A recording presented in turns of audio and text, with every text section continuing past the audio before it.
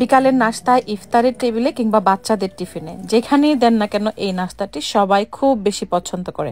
আমাদের বাসার সবারই তো খুবই বেশি পছন্দের আজকের এই রেসিপিটি। অনেক বেশি কুড়মুড়ে মুচমুচে আজকের এই নাস্তার রেসিপিটি, আশা করছি আপনাদেরও ভালো লাগবে। আজকের এই রেসিপিটি তৈরি করার জন্য আমি এখানে দুটো চিকেন ব্রেস্ট ব্যবহার করব। এখানে আমি একটা চিকেন ব্রেস্টকে প্রথমে জুলিয়ান কাট করে কেটে নিচ্ছি। আর চিকেন কাটগুলো দেখুন, আমি খুব বেশি মোটা কিংবা খুব বেশি চিকন করে কিন্তু কাট করছি না। প্রায় 1 ইঞ্চি পুরো এবং 3 ইঞ্চি লম্বা হবে টুকরোগুলো। আমি চেষ্টা করেছি প্রতিটি টুকরো যেন সমানভাবে করতে পারি, তো এক একটা করে এভাবে টুকরো করে নিচ্ছে লম্বাটে করে। আপনারাও চেষ্টা করবেন এভাবে টুকরো করে নিতে। আমি দুটো চিকেন ব্রেস্টই টুকরো করে নিয়েছি আর টুকরোগুলোকে এখন একটা বাটিতে ট্রান্সফার করে নিচ্ছি। এখন এই চিকেনগুলোর মধ্যে দিয়ে দিচ্ছি একটা ডিম, আরও দিয়ে দিচ্ছি 1 টিস্পুন করে আদা বাটা এবং রসুন বাটা, সাথে দিয়ে দিচ্ছি স্বাদ মতো লবণ। লবণটা আপনারা বুঝে ব্যবহার করবেন আপনাদের স্বাদ অনুযায়ী। এরপর দিয়ে দিচ্ছি 1 টিস্পুন মরিচের গুঁড়া, 1/2 টিস্পুন কালো গোলমরিচের গুঁড়া এবং 2 টেবিল স্পুন কর্নফ্লাওয়ার। আপনারা কর্নফ্লাওয়ারের পরিবর্তে ময়দাও ব্যবহার করতে পারেন। দিয়ে দিয়েছি 1 টেবিল স্পুন পরিমাণ সয়া সস। এই সব উপকরণ এখন চিকেন ব্রেস্টের সাথে ভালোভাবে মাখিয়ে নিচ্ছি। চিকেনের ব্রেস্টটাকে এখন আমরা ম্যারিনেট করতে দিব আধা ঘন্টার জন্য। আপনাদের হাতে যদি সময় না থাকে তাহলে সরাসরিও চিকেনটা তৈরি করে নিতে পারেন, তবে ম্যারিনেট করলে চিকেনের স্বাদটা কিন্তু ভালো আসে। এখন আমরা এই নাস্তাটা তৈরি করার জন্য এখানে নিয়ে নিয়েছি পেস্ট্রি শিট। এরকম পেস্ট্রি শিট এখন দেশে বিদেশে সব জায়গায় কিন্তু কিনতে পাওয়া যায়। তো পেস্ট্রি শিটটার প্যাকেট থেকে এভাবে শিটগুলো বের করে নিচ্ছি। বের করে নিয়ে শিটগুলোকে এভাবে একটা একটা করে আলাদা করে নিচ্ছি।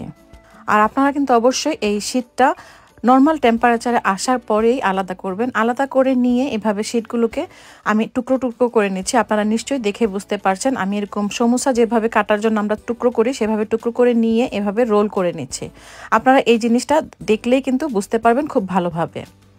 আমি এভাবে রোল করে এক একটা করে রেখে দিচ্ছি। এরপর একটা কাঁচি নিয়ে এরকম টুকরো টুকরো করছি। যত পাতলা করে টুকরোগুলো করবেন তত কিন্তু এই কাজটা ভালো হবে। আপনারা চেষ্টা করবেন পাতলা করে এই টুকরোগুলো করতে। যত পাতলা করে করবেন নাস্তাটা কিন্তু দেখতে এবং খেতে তত বেশি সুন্দর হবে। এরপর কেটে নেওয়া রোলগুলো এভাবে সুতার মতো করে আলগে আলগে নিচ্ছি। দেখুন এগুলো কিন্তু খুব সহজেই এভাবে সুতার মতো হয়ে যাচ্ছে। দেখতে কিন্তু একদমই টুকরো টুকরো সুতার মতো লাগছে।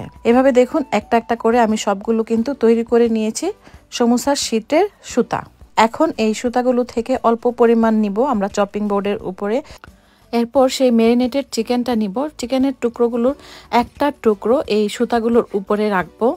রেখে এই চিকেনের টুকরোটাকে এই সুতোগুলো দিয়ে ভালোভাবে মুড়িয়ে নেব। আপনারা দেখলেই কিন্তু বুঝতে পারবেন কিভাবে আমি এই কাজটা করছি। সুতোগুলো দিয়ে চিকেনের টুকরোটাকে ভালোভাবে এভাবে মুড়িয়ে নেব আর হাত দিয়ে সুতোগুলোকে চিকেনের সাথে এভাবে চেপে চেপে লাগিয়ে নেব। এখানে এক্সট্রা কোনো গ্লু বা এক্সট্রা ময়দার কোনো কিছুই দেওয়া লাগবে না। চিকেনের মধ্যে যে কর্নফ্লাওয়ার এবং ডিমটা আছে সেটার কারণেই কিন্তু সুতোগুলোর সাথে চিকেনটা ভালোভাবে এঁটে যাবে।